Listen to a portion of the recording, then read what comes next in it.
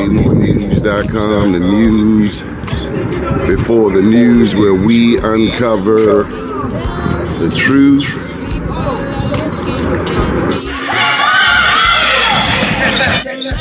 In accidents, we need God. Only God can bring us out of this mess.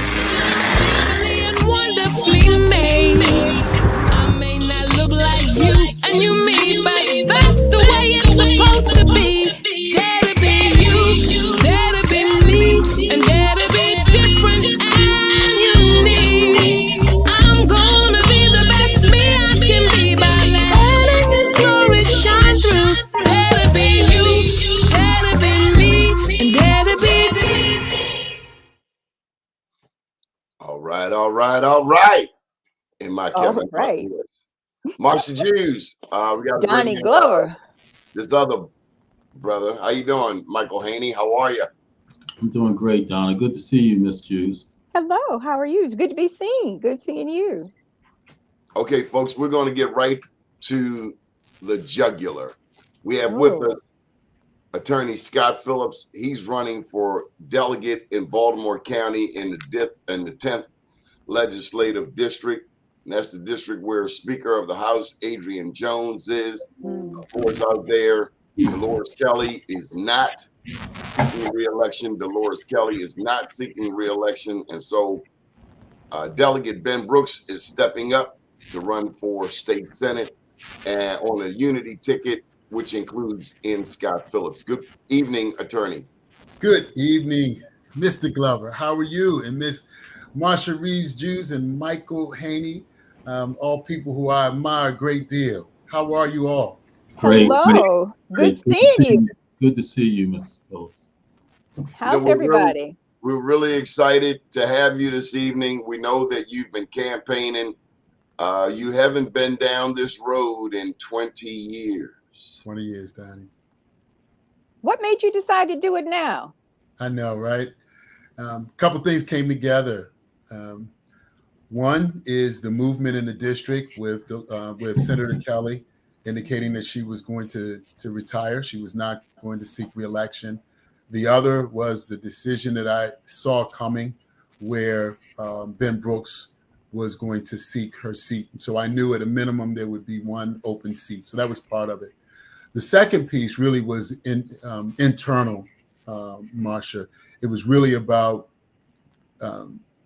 how do we finish kind of legacy building. I've done a lot of things over the course of my career here in the Baltimore metropolitan area. One of the things I do believe is that there's still an opportunity for me to serve. And this just presented the right time, the right opportunity, in the right place. My family has been extremely supportive and actually encouraging throughout this process. So I'm excited about this moment. And once again, I've always served, but this gives me an opportunity to serve in a different capacity. And that's a huge capacity, right? And trying to get, and I know you have been intimately involved in your community, in this community for years since I've known you, and you've not had any softness about it. You've been straight up, no chaser.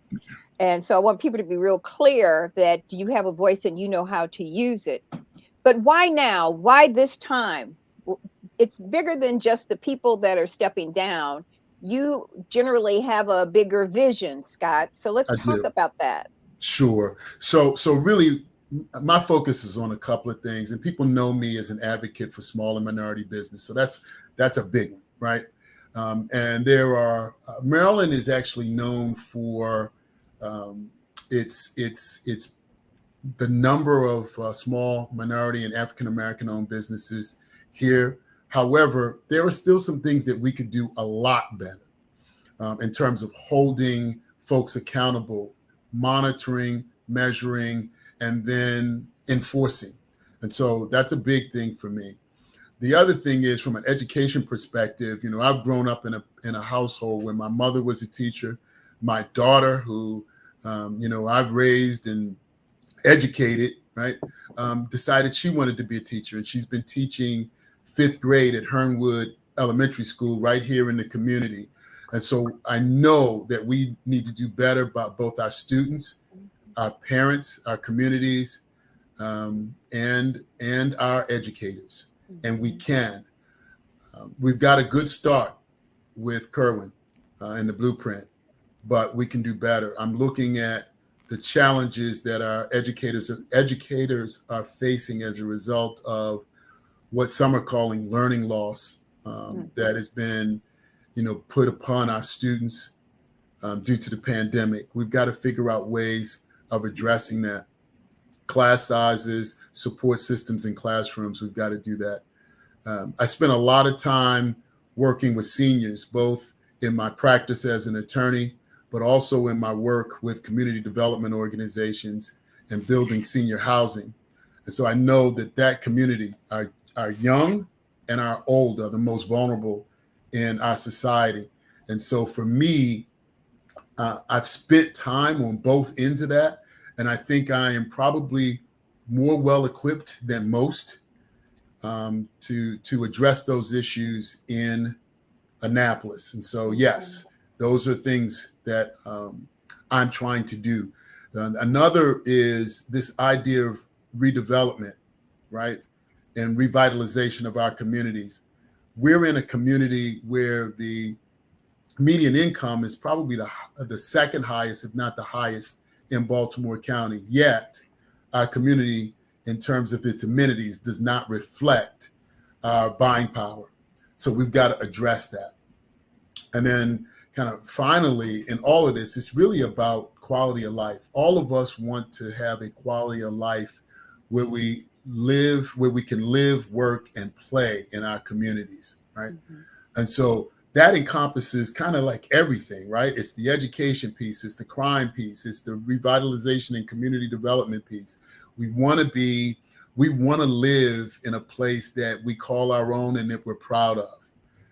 And I think that we can do that. I think we can make that happen, not only in the 10th district, but throughout the state of Maryland. One of the things that I really like Wes's slogan about leaving no one behind. And I do believe that in our communities, if we do this right, we will leave no one behind. One of a dear friend who's no longer with us, who all of us know, and he would always say, the children are the messengers we send into a world that we will never see. And we've got to do better by those children, right? And by their families. And that's what I want to do. Before, I know, Michael, I don't want to hog the microphone, but I do want to respond to, let's talk about, I know, I can't help it. The Kerwin, can you talk about the Kerwin before we move on? And how that impacts our communities, and why we need to have a focus on the Kerwin report, and what does it say that we need to be really focused on? So Kerwin addressed a number of things. It talks about resources to our schools. It talks about support services in our schools. It talks about reducing class sizes. It talks about increasing pay for teachers. All of those things will help us to improve the outcome.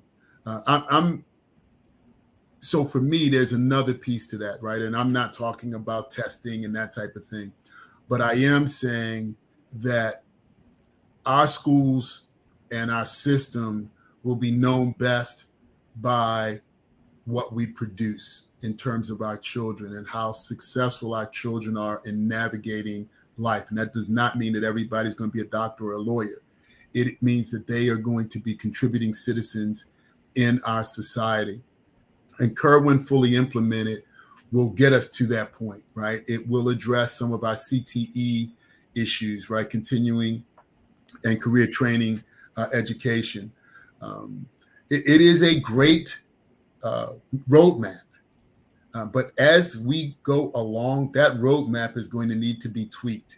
We're going to have to continue to come back. We're going to have to make sure it is fully funded. And we're going to have to really make sure that we're getting the outcomes that we are investing in. As a business guy, sometimes I get in trouble for saying, we can't just put money into the system. We do have to have some goal objective, and we have to measure ourselves against those goals and objectives. Michael, you have some thoughts? Hey, I have plenty of thoughts. First of all, Scott, I got to tell you, you're one of only two candidates that, as a private citizen, always take the job of being quasi-media, amateur media, serious to a point where I don't endorse. But as a private citizen, you're one of two candidates anywhere that I privately, publicly endorse. I've been watching you since about 2007, right? When you were up on Greenmont with your fraternity and that place across from Yao Brothers carryout, and you and your fraternity were part of conversations relative to that environment up there, and we know what that environment up there was back then. And your sense of integrity, to what Marsha said, your sense of honesty always impressed me, and I've never heard anyone say anything negative about you. And so I watched you, and so I support you in that regard, man. I wish you luck. So my question for you, one of two. First one, on your way to Annapolis, because there's no doubt in my mind you're going to win. When you look at those that support you and the ticket that you're on, obviously we all feel you're a guy qualified with the integrity and fortitude to be on that ticket, right? So when you get to Annapolis, what does your first piece of legislation look like to let people grasp what you're saying and the significance of urgency at this point in your life to begin to deal with that political legacy? So I would say my first piece of legislation is likely going to be around the small business and minority business program. And it really is going to be looking at how do we put more teeth into enforcement when organizations kind of sign up for one thing, but do something else, right? Somebody has to have some level of enforcement. One of the offices in state government that I think is, came about, it's probably been in existence for at least 20 years, is the Office of Minority Affairs. They've elevated it to a secretary level. Currently, that position is held by Secretary Reed. And I've had a number of conversations with him where, I know he sits in a place where he would like to do more, but he doesn't have the authority to do much more than be an advocate, right? Much more than monitor the system. We need more than that out of that office. And so that's one of the areas that I'd like to work on. But I will say, and I want to say this as a caveat, come January of 2023, there may be different issues. And so I want people to understand that legislating and leading require you to be there for the moment, right? There's tactical and there's strategic. So strategically, I'm looking at the small business program and the minority business program, and I'm thinking about that. But there may be some things that we need to focus on in January of 2023 that I may have to turn my attention to. Wow. And collectively, we may have to turn our attention to. Why is that? But why is that? Why are we going to have to pivot a little? Well, look, we had to pivot. The pandemic, if it didn't teach us anything else, is you've got to be ready to pivot. I work with so many companies over the course of this last 2 years. Fortunately, just about everybody that I've worked with, and I can say this, they're still in business today, right? A lot of people did not make it, but they're in business today because they reached out, they got the support, and many of them pivoted. We're going to have to do the same thing potentially in Annapolis come 2023. We don't know what the future holds, but we've got to be flexible and nimble enough to deal with it. And so that's my only point, Marsha, about that is I want to be focused on those things that are important immediately, but I also want to be flexible enough to know that I may have to, be sitting with my colleagues and addressing issues that we don't see today. So you're looking at low-hanging fruit. Second question, Scott. for you. As I mentioned, I had two. And the second question is based on your comments relative to the amenities and economic viability of the part of the county that we see as significant and of stature, particularly when you look at the fact Dolores Kelly, Juggernaut in Annapolis, Ben Brooks, long term. You look at, we have probably, to me, the second most powerful person in the state in Adrian Jones, right? And when you look at the significance of Baltimore County, because Baltimore County usually chooses who wins statewide elections because of its diversity. Is it a far-fetched reality for us to think that as a people, we have any say or control to what you at your stage in life and me at my stage in life continually see year after year, decade after decade, amenities and treatment that don't level up to what equality and diversity seem to say it should? We got a lot of power out there.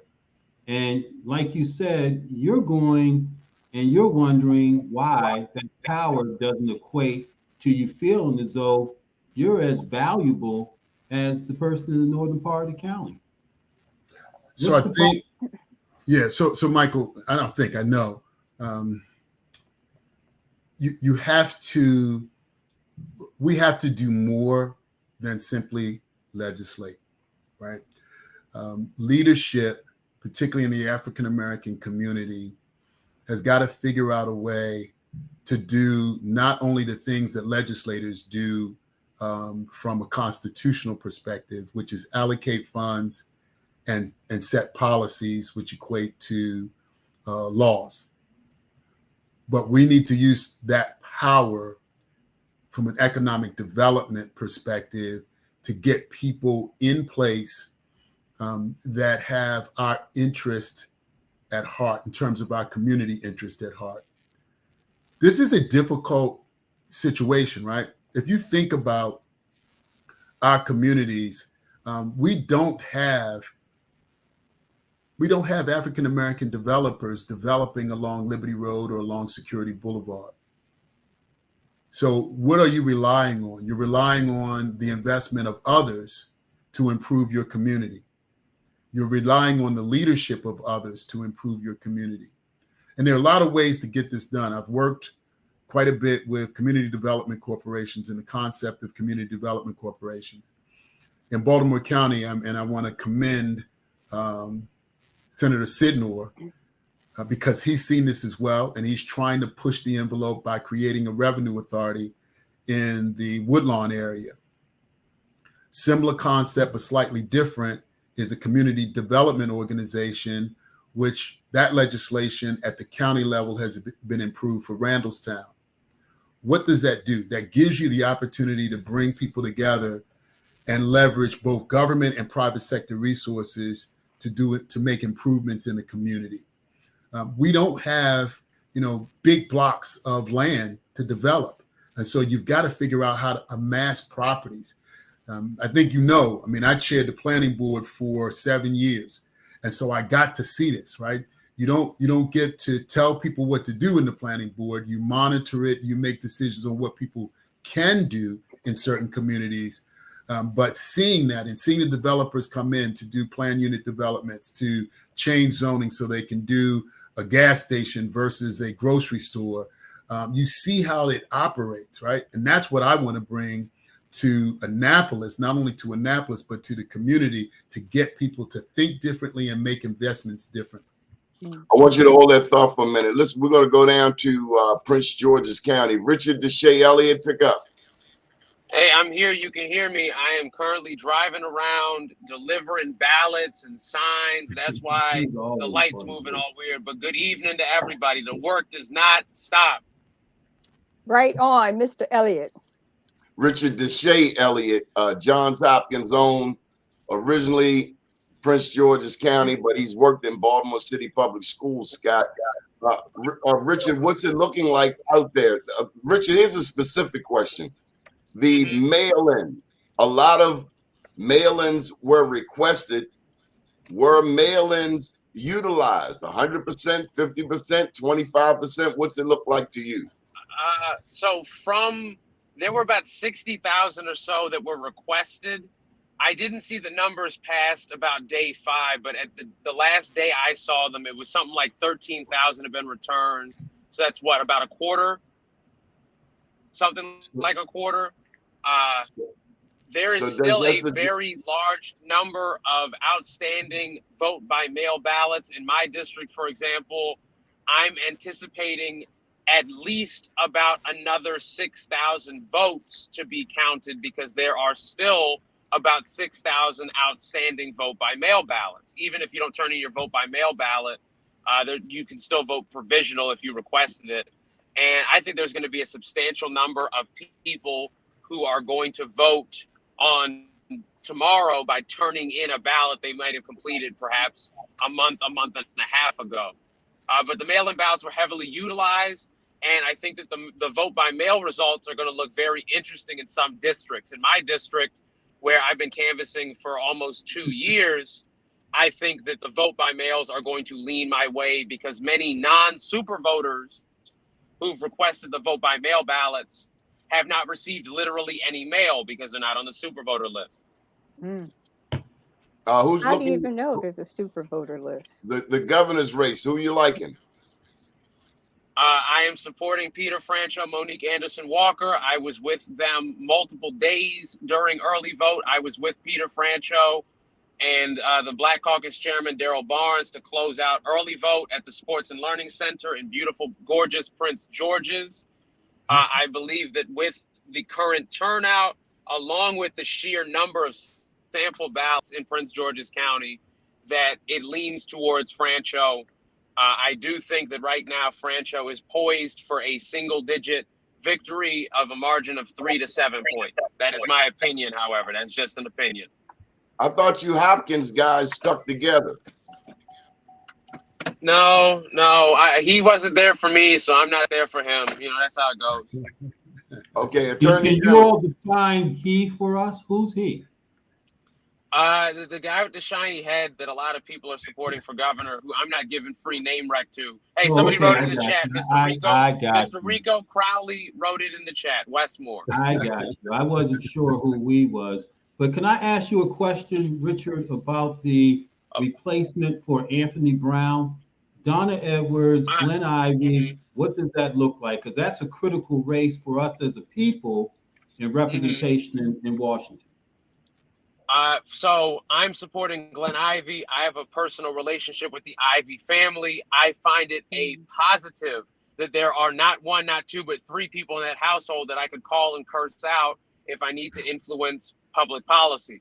That is a benefit to me personally. I find that, I call that accessibility.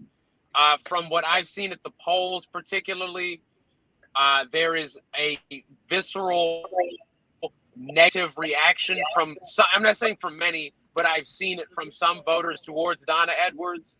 The points regarding constituent service clearly have hit a nerve with several people. Donna's use of negative campaigning, attacking Glenn Ivey, just as she attacked just as she attacked Angela Alsobrooks in the last race, does not really give a good impression. And also, there's the residual negative press, negative name recognition from her U.S. Senate race, where my Senator Joanne Benson was on the radio doing negative on her. I think that positive name rec wears off. I think that negative name rec sticks for a long time. I do believe that Glenn is going to win, as he has had not only significantly better poll coverage, but he has also employed a strategy that I recommend all candidates do. He's paying to cover the polls, and he's working with Black USA News's own Martin Mitchell to help cover the polls. And I believe that Councilman Mitchell is going to deliver a victory for Glenn Ivey at the polls. Rudy, your phone's ringing. How about your race? Are you double-digit winner? So we're running in a delegate race, which has very interesting political math. I'm running alongside a woman named Latasha Ward, who I speak very highly of. Her and her whole family are hardworking, honest, genuine, kind. We have been working together on hitting the doors together. We have knocked something to the tune of 35 to 40,000 doors as a group. That is not including the work that I did for about a year and some change prior. I have distributed, no joke, something along the lines of 100,000 pieces of literature, whether it's my literature, whether it's a person running for sheriff and I'm on the back, a person running for judge and I'm on the back, etc. It is an extraordinary amount of literature that I ordered and is no longer in my possession, and I know it didn't go in the trash. I believe that myself and Miss Ward will be two of the three victorious candidates in the 24th legislative district. And to be honest, if I was leaning towards who the other candidate that I believe will be victorious is, I think it will be Jazz Lewis. Yeah, I just want to tell you before I shut up that I would be honored to be your dad, man. I love you. I love your energy. I love your commitment. That's you great. are a fantastic young person, man. And you are what it's all about. I just well, his mom is gangster, and I don't know if she deal with non-gangster types because you ain't all that gangster. Well, listen, we're not going there. We're just giving this guy his props, man, because you better give his mom. You better give his moms the props because his mom showed up. His mom's come all the way to Baltimore to make sure Richard Deshae Elliott got that Black Wall Street award down at Rennie Bass's spot. Scott, do you know this young man, Richard Deshae Elliott? You know what? I think you introduced us virtually, so I'm glad to hear things are progressing for Mr. Richard Deshae Elliott, and I'm looking forward for both of us to be there come the second Wednesday in January in Annapolis. And let me say, Richard does a show on this network that we're very, very proud of. But Richard, you got to know my big brother Scott. I've known him since around '95. And he invited me to join Black Professional Men. And this is some 25 years later, a wonderful organization to be affiliated with. And there should be chapters all over the country. But I digress. Marsha? No, I think it's really wonderful. And so when we look at what you've been doing in Prince George's County, what do your counterparts, what are they saying and seeing here in the city and the returns from what they've been doing here, or are you in connection with them, Richard? So the main race that the races that I'm the most interested in that area, number one, House of District 43A. I am close with Senator Washington. I am very close with Logan Endow. I personally believe that in that race, the outcome is going to be that Liz Embry and Logan Endow being the two victors. I think that Logan has a very strong amount of name recognition from his race for. Are you saying hold on, Haynie. Are you saying Regina Boyce, the current incumbent who's supporting Elizabeth Embry, is going to lose? Because there's only two allowed. That's my opinion. Regina Boyce is going to lose because, one, Logan has built a lot of personal name recognition through his run for city council. I was his campaign manager during that. He did a tremendous amount of door knocking. That was also another extended election where he had additional time to go around canvassing. And then this time he's supported by not just Senator Washington, but also I believe he's supported by Carl Stokes, Mary Miller, Sheila Dixon. I believe he's received at least some form of support from Senators McCray and Hayes. So I think that is a tremendous amount of appeal for a district that is losing Black representation in Curtin, and where a lot of voters are going to vote on the side with Elizabeth Embry. Elizabeth Embry has run mayor and run for lieutenant governor. That is more name recognition than can really be fathomed in a delegate race, to be honest. And basically, Elizabeth Embry and Regina Boyce ran their entire race together. In a 3-person race, you really want to run with one other person so that it's really supercharging you two to the top. In a 2-seat with another person, at least in my opinion, Logan, there are going to be at least a few people who don't vote for Regina that vote for Logan, or that don't vote for Liz that vote for Logan. I don't really see the inverse happening. And I do think that Logan is going to hold victorious. There's also, of course, the governor's race looks in Baltimore. I know that Corey McCray has done probably the most impressive job imaginable in a Senate district for what he's done for Tom Perez. One variable or metric I think is important is Democratic held districts where a kid gets more than 50 vote. I think that Tom Perez. You're breaking up. Can you say it again? Can you say it again? In there, it's spectacular, and it's neat. Is this better? Yeah, we're missing too much of this crucial thought, man. Richard, you're Robbie. I did want to jump in though, because I think Richard makes a number of really good points about Logan. Go ahead. But I will say this: if Maggie McIntosh has one last swing, then and they've got a lot of old guard. Mm-hmm. I think that both Regina and Elizabeth win. So the question is, are we at the point where that senior leadership has lost touch, or doesn't have the same ability to sway their community?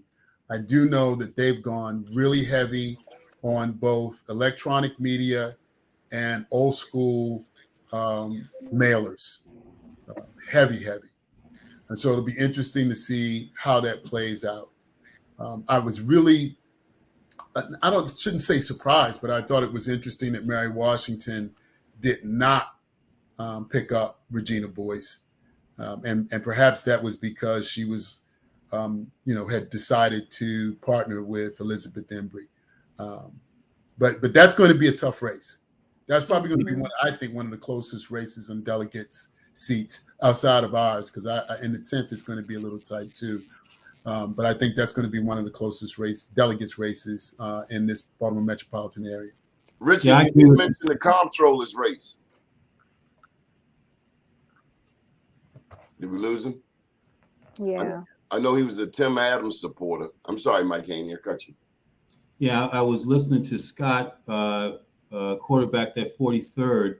And, I mentored Logan. He worked for me when he was in high school and subsequently went to Africa. His mom, his family, an educator.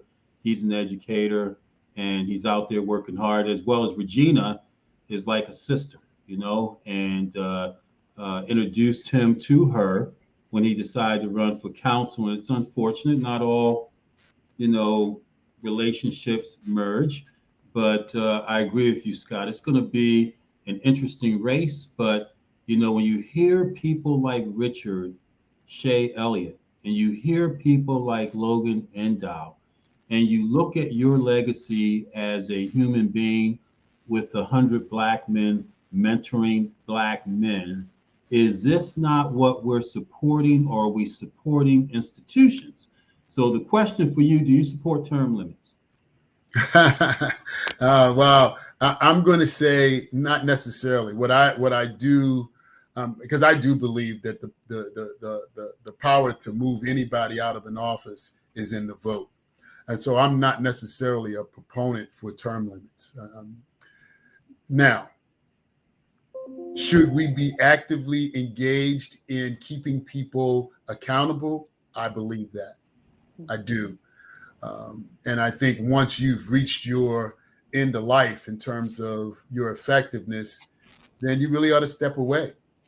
But not everybody's going to do that. And so you need to vote them out. We always have. So let me interject this question. Term limits are your ability to vote somebody out of office. Period. Right. So let me interject this question, because we know special interest money, there's a correlation between a lack of term limits and incumbents and special interest money. Should there be restrictions on taking money of a certain amount or through lobbyists and big corporations.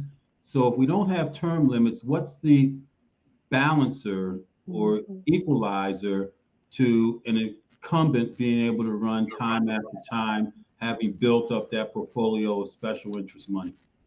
So I think there are a couple of ways to deal with that. One, potentially, is public finance, right? I know Baltimore County has gone to a public finance model for campaigns. Not everybody's going to buy into that, and you create some limitations. We see what happened with Rashawn Baker. One of the reasons why he's now silent is he's taking this public finance money, and he can't really say anything about anybody at this point, because if he does, he's going to end up having to pay that money back. So there's some pros and cons even to public finance. But the other thing is reasonable. And that's why he didn't endorse anybody upon leaving the race. Correct. So, but I think that we really do need to study kind of the reasonableness of funds coming from special interest groups, coming from corporations, coming from other means where once you get in office, everybody wants to give you money. I get that. I will tell you, Michael, I've been extremely blessed when it comes to fundraising over the course of the last 6 months. But that has nothing to do with any special interest. I've just been blessed with relationships where people have invested in this campaign. And so I don't want to take the opportunity for people who believe in a candidate, that opportunity away for them to make that investment. I would be hypocritical if I said that. Richard Deshae Elliott, any thoughts on the comptroller's race? Yes, so I'm supporting Tim Adams for comptroller. I was out at the Good Luck Road VFW and at the Sports and Learning Complex supporting him. I wore his shirt one of the days. I got a picture with him. I think that in Prince George's County, he is doing fantastic. I think that he might have even been the person that I saw the most feeling from voters for. It wasn't in the governor's race, wasn't for Anthony Brown. My damn head. Hey, Richard, you breaking up? He froze up again. He's out there campaigning, man. He got to get those signs straight. He got to get the literature out. We've been working on that all day, so I can relate. I understand what he's trying to do, right? So when we sit down and look at all of this campaign financing and people making donations, what should the ceiling be on what those donations really look like? And how can people really run a campaign without the financing or the finance to be able to do it? I don't know how much it costs a year to run a campaign. What does it cost to pull together a campaign? And I guess that changes depending on the office that you're running. It used to be $80,000 for a delegate. No, that's probably high. A delegate in Baltimore City is not raising $80,000. And crazy enough, I think. Well, now I got to go back. We used to say 40, but I figure inflation and all, it might cover it. Yeah. I think in many seats, in many districts, some are going to be exceptions. My sense is Elizabeth Embry spent a pretty good amount of money on her race in the 43rd. But I would suggest to you that neither Endow or Regina probably spent anywhere near as much as Elizabeth. And that doesn't guarantee you success, right? The money doesn't guarantee you success. How you apply it, what you do. I know a lot of the younger candidates are doing extremely well with this, focus on knocking on doors with a hard nose and starting early. I look back, if there's one thing that I would have done differently had I kind of laid the plan out, I probably would have started a year ago. When I look at the young people that are running in the 10th district, you ain't got their legs. Most of them started a year ago, and they've been knocking on doors for over a year. And I admire that. I do. I've been knocking on doors too, right? And I had to pull together a whole crew to knock on doors because my I'm not going to get as many miles in as they did. But it's a different type of engagement.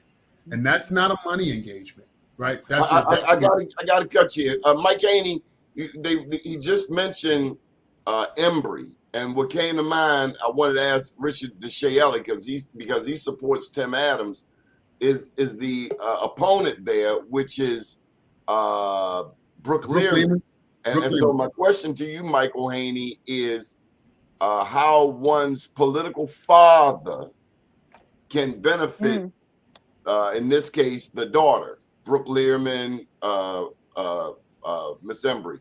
Hey, there's no doubt about it. Elizabeth Emery was my neighbor when I lived in Waverly, right across the street. Bob What does Emery that mean? What does that mean? It means that I had a chance to know her and see her and her daddy. Her daddy gave me $250,000 for Waverly Main Street. Oh, so you got to support her. No. That's not what I'm saying. Let me finish the answer to your question. Is that the roots of daddies go deep, particularly when you tie Bob Emery into the Schaefer machine and old money, old political money. There's GBC no doubt, money. Yeah, there's no doubt that helped her through the lieutenant governor campaign when she ran with lieutenant governor, when she ran for mayor. She didn't win, but there's no doubt people felt pressure to give her the max so that she could run well. And I don't think it's going to necessarily help her with the delegate. Okay, so let me ask Richard. Richard, did you see the commercial with Brooke Learman and all of those African Americans in the commercial supporting her? I thought they were positioning this woman for a governor's spot. Richard, it's your damn phone right. Man, I want to hear from Richard. Richard's unbelievable. I think he's frozen. Yeah, okay. And his mic is on or off. Mute now. Well, you can hear him tomorrow night on my primary show from 9 to midnight. You can hear him tomorrow night. We're going to make sure his stuff is straight. That he's probably in a building. Is that Michael Eugene Johnson? Michael Eugene Johnson. Yeah, unless he's you out got there running with the youngsters. He's out there running with the youngsters. So what's this election looking like with you, brother?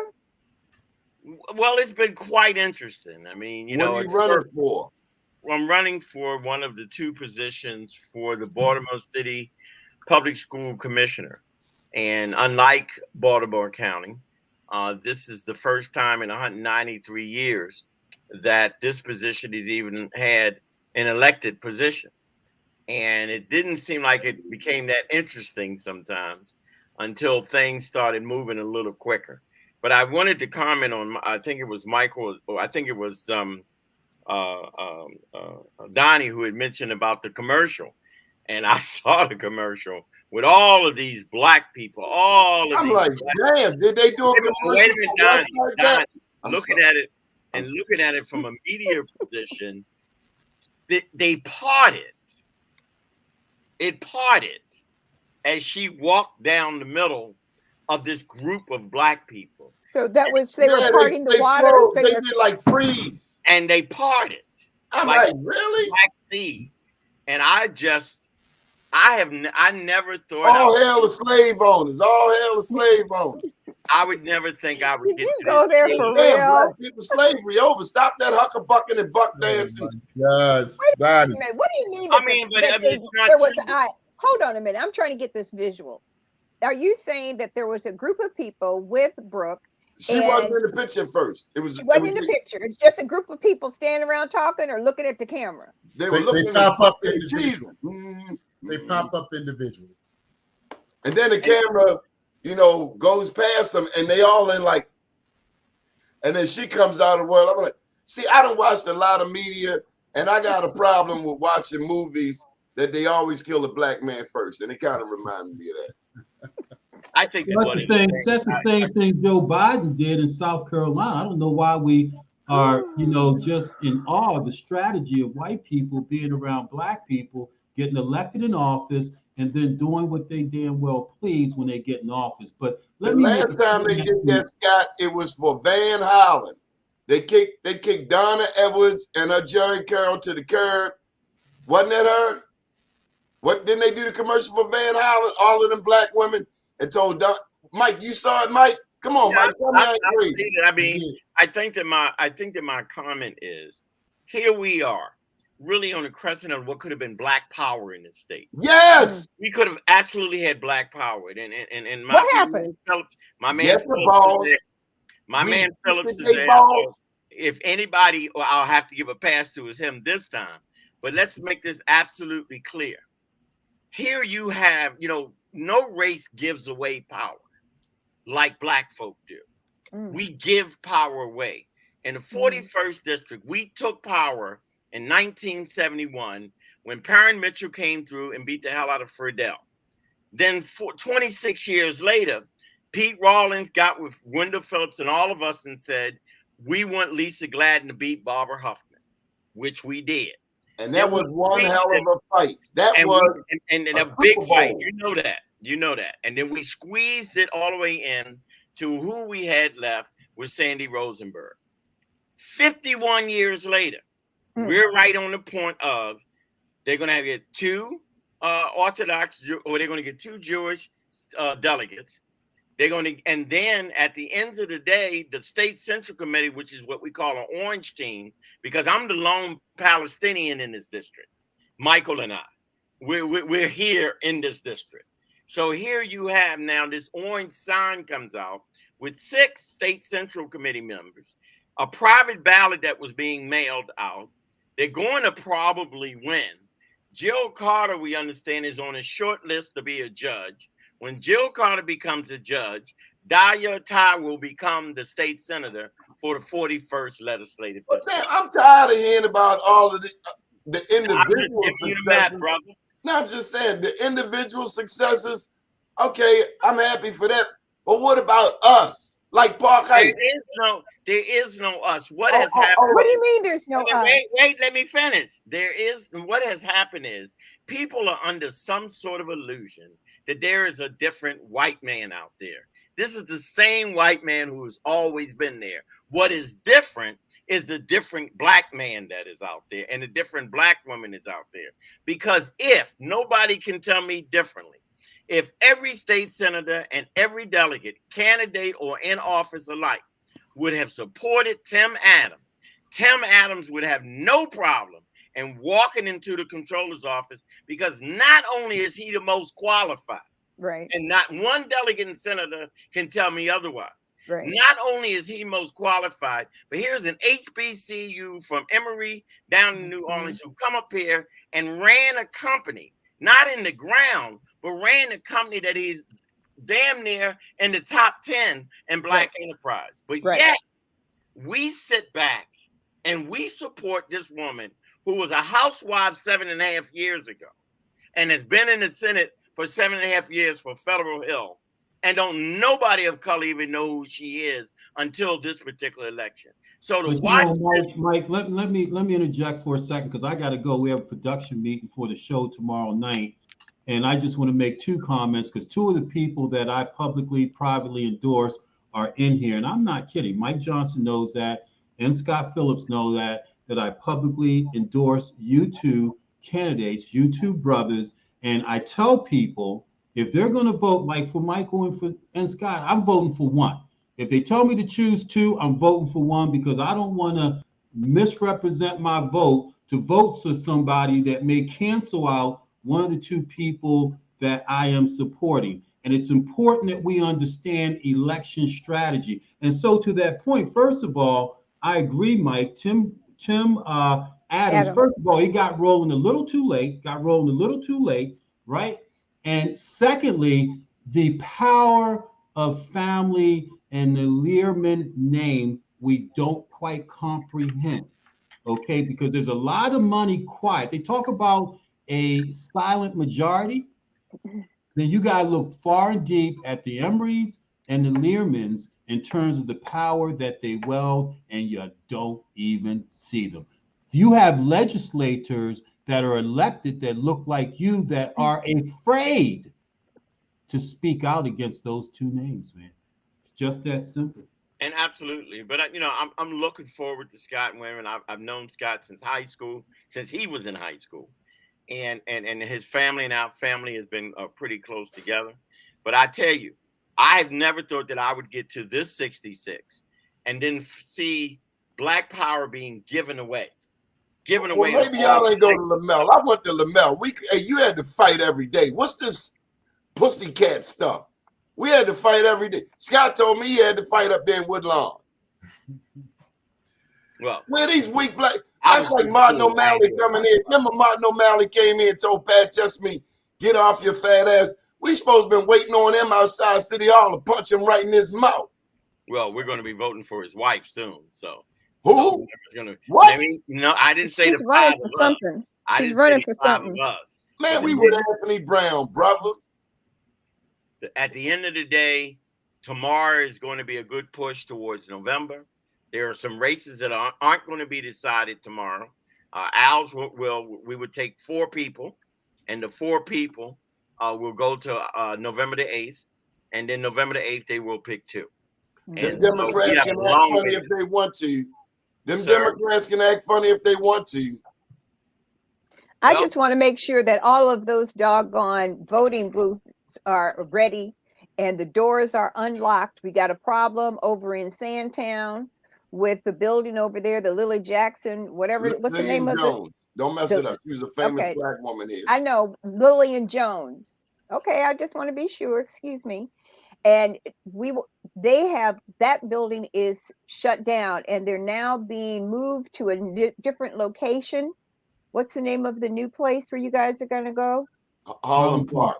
Harlem Park is where you're going to have to vote tomorrow. We need to make certain that, we tried to reach the election board to make certain, because there's no notes or anything on the building.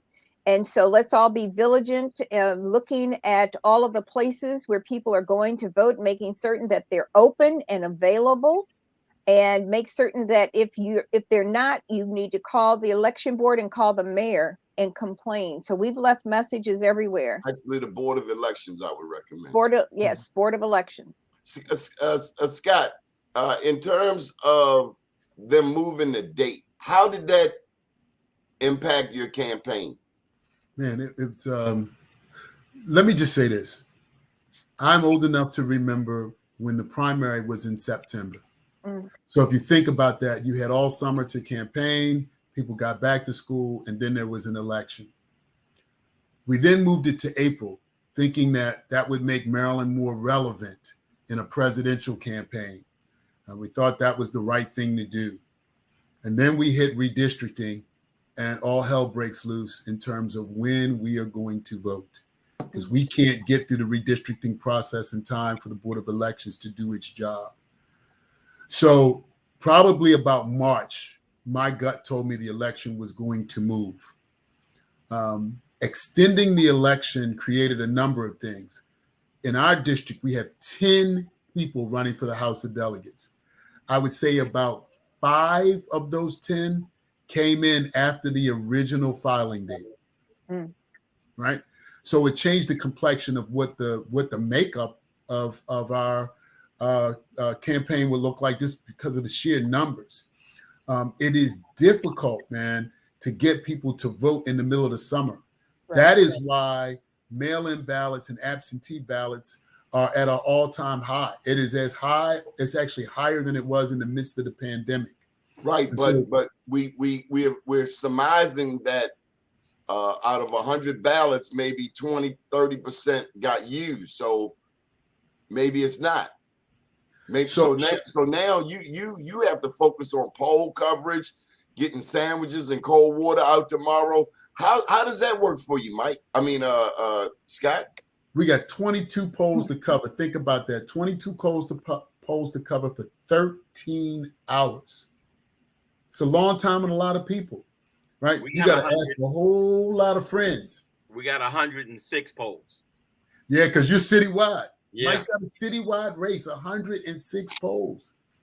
That's crazy. That's a lot. That's a lot. So a couple of things you can do, right? Part of it is you can develop relationships and you can form teams so that where you aren't, somebody else is there and they're looking out for you. That becomes a challenge. That was one of the reasons that I really agreed to this concept of the 10th District Unity Team. So we've got 4 candidates. We've got other friends that we've included in the process, and we're going to cover all 22 polls tomorrow. And we're going to cover all 22 polls all day long, right? You know, the unfortunate thing, Scott, is that Doni mentioned the percentage of mail-in ballots and people that requested ballots. So you're covering polls where you have a higher percentage of people that aren't going to the polls, and you got to figure out what polls are going to have significant traffic for you to cover. So maybe the next election or the general election, we have a methodology to figure that out. And moreover, people are substituting the mail-in ballots for going to the polls. So we're not necessarily increasing the number of people voting. We're just changing the way that people vote, you know? And so for candidates like you and Mike that have 106 and 22 polls to cover respectively, you know, where do you gamble? What slot machine do you stick your money on? And that's crazy, man. Unbelievable. Well, from our perspective, we looked at the top 30. And what did the top 30 look like? The top 30 pretty much look like, first thing, Baltimore is not going to have the biggest turnout that you've ever seen. Baltimore's going to have a low turnout. It's unfortunate. And it has a lot to do with other candidates. Candidates either increase. I mean, a lot of the incumbents don't even have competition. So when you don't have a lot of competition, then you're not going to have a lot of people that are actually going to come out. You don't think that state's attorney's race is going to drive people to the polls? It's going to drive whoever was going. I'm like this. Whoever was going to vote for Maryland is going to vote for Maryland. Whoever's going to vote for the rest is going to vote individually for the rest. I think that there's a cutoff point we'll see on this number as we increase. I think that the problem is that the way that the election was organized, the way that it's been organized down on Holiday Street, down on Fayette Street, it's just a mess, because we even have early voting sites, which are normally just early voting sites, have now been transformed into regular voting sites, and people don't even know where they vote tomorrow. So what our perspective is to take the top 30 numbers. And what did those numbers mean? Those numbers meant for us about 40 to 45% of the actual votes. And that's crazy. Concentrate on. That should be illegal. Turnout in Baltimore. That should be illegal. That should be illegal. That should be illegal. I'm sorry, Michael. Is the turnout in Baltimore going to hurt Westmore and help Marilyn Mosby? No, I think that Westmore is going to do well in Baltimore City. I think he's going to do well. I think Adams is going to do well in Baltimore City, because first thing, he had some hell of a commercials. People felt those commercials. Let's roll, Maryland. Let's roll. Especially spending $3.3 million of your own money. He didn't have any restrictions. He didn't have to. He just spent. That's what got me about these black elected officials supporting this white lady. Get a brother a chance. He's got experience. He's a successful businessman. And then I'm insulted. I got to ask y'all. I see this thing about Brooke Learman being a civil rights attorney. Oh, pump your brakes, pimp. I ain't never heard you ever in the history of the civil rights conversation. Where the hell did that come from? That was pulled out of a pipe somewhere. That's a publicist move, but I think that tomorrow is going to be interesting. It's going to be a big test. This is not I'm 0-4. I get it at being 0-4, but I've never ran a citywide election, and I am proud of what my team has done. Proud of the support I've gotten from Michael Haynie and from Marsha and from Doni. Can we see your T-shirt? We can't see your shirt. Let's see your shirt. And actually, these shirts were made from the children that we are helping to support. We went out and bought our own shirts, went and let them design their own front, and we let all of the young people participate. I did get a nice little note from the article in some paper that said I had the best campaign signs out, so if you got a chance to see. But at the end of the day, you're going to pay attention. There's going to be two districts to watch. The 43rd, where Mary Washington is, and the 41st, just to watch the power after 51 years go back to the Jewish community, even though they only represent 11,000 votes in the entire district. That's 71% African American. Scott, I gotta ask you about, and we're almost done, but when it comes to the vote counting out there in Baltimore County, I saw a recount for Johnny Ocheski. The one where he won by 17 votes, and they counted these votes expeditiously. It's my understanding that we will not find out who wins tomorrow's election for 3-4 days. Why? I would say at least 3 or 4 days. At least, yeah. Right. They're not scheduled to certify until July the 29th. The mail-in ballots are going to be the challenging piece to all of that. Based on the governor's he vetoed his veto of the legislation. We're not even going to be, you can't start counting the mail-in and the absentee ballots until after the polls until close. Thursday, until 2 days after the polls close. You can't even count those ballots. Is that madness or what? It but that's Hogan's style. Yeah. That's his but style. I will say this, talking about votes and where votes are going to come from. If you're a state, if you're running for a state race and you didn't show up in the 10th district, then you're probably going to have a problem. There were the 3 highest voting locations in the state. 2 were in Prince George's County. Number 3 was right where I spent a whole lot of my time in Randallstown.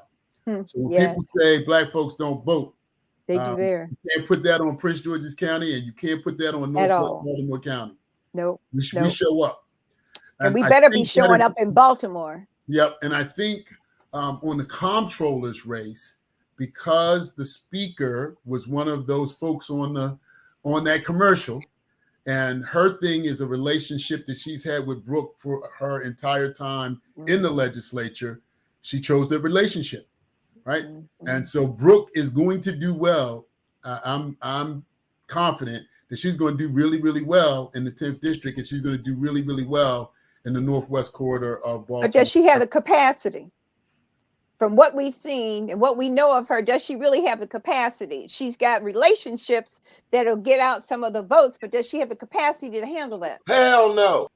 Oh, there you go. There he is. So as an attorney, which she is, we always argue that we can run and do anything, right? And I'm sure that's her mindset. That's just her mindset. Now, if you're talking about career experience running an organization, there is no comparison between the two.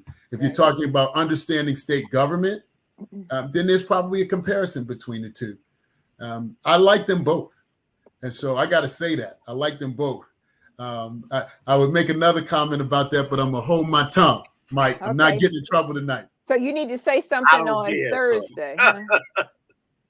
No, but I think that in the end of the day, when we look at these numbers, after that, you have to analyze the numbers. Right. And how did these numbers come in? And who didn't perform? And maybe at the end of the day, it'll sound good to a lot of people that, oh, he did a good job or she did a good job. But at the end of the day, our state's is in a flux. Education is at the bottom of the rim.